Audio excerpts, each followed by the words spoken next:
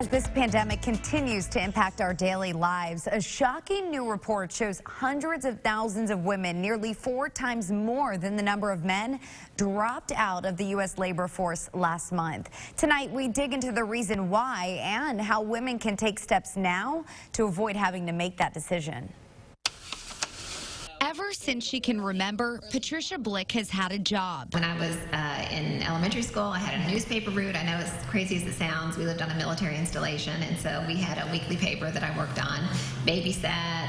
I worked for my horseback riding lessons when I was in middle school and high school. A career woman at heart, she never thought there would be a day she would possibly be without one. When school shut down in March, at the end of this last year's school year, it was a challenge. Blick, executive director of a small nonprofit and a mom of a teenager, was faced with a difficult decision in the midst of the pandemic. As much as I love my job and the people I work with and believe in our mission, I honestly thought to myself, do I need to leave to homeschool my daughter this fall because there was just so much uncertainty. Blick is not alone. According to the U.S. Bureau of Labor Statistics, 865,000 women left the workforce in September alone, compared with 216,000 men.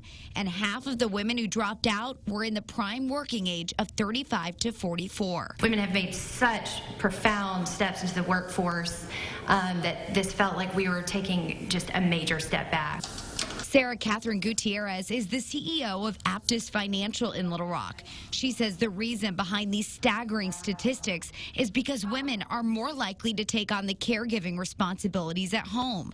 She calls this time a very important wake-up call for all women. The question is, what can we do with our finances now if right now we're still working full-time, we're not furloughed, we're not laid off, we are making a living wage?